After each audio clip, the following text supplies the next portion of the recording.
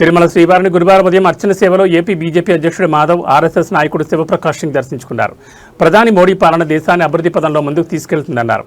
మోడీ 25 ఏళ్ల ప్రజాసేవ ప్రస్థానం పూర్తి చేసుకున్న సందర్భంగా దేశం విశ్వగురువుగా ఎదగాలని శ్రీవారిని ప్రార్థించినట్టు తెలిపారు.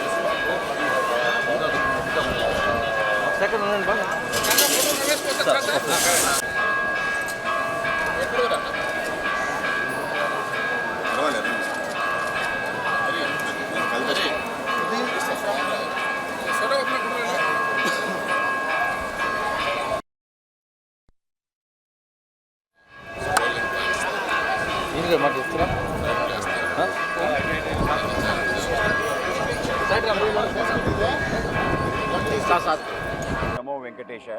ఈరోజు కలియుగ దైవం శ్రీ వెంకటేశ్వర స్వామి దర్శనం అవటం జరిగింది.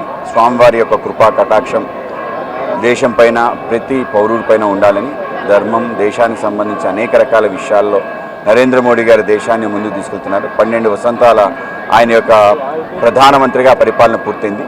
త్వరలో 25 సంవత్సరాలు, అంటే ముఖ్యమంత్రిగా 13 సంవత్సరాలు, ప్రధానమంత్రిగా 12 సంవత్సరాలు, 25 సంవత్సరాలు పూర్తవుతున్న సందర్భం కనుక దేశం ప్రపంచంలో అగ్రగామి దేశంగా అవ్వాలని, ఒక ఏదైతే విశ్వగురు స్థానం ఉందో ఆ స్థానానికి రావాలని చెప్పి స్వామివారు కోరుకుంటాం.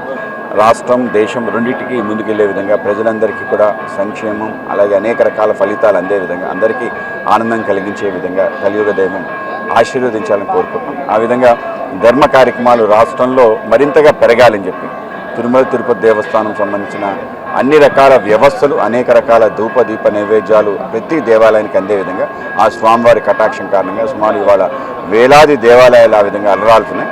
అది మరింతగా పెరగాలని చెప్పి, ధర్మ కార్యాన్ని మరింత విస్తరించాలని చెప్పి మేము కోరుకుంటున్నాం.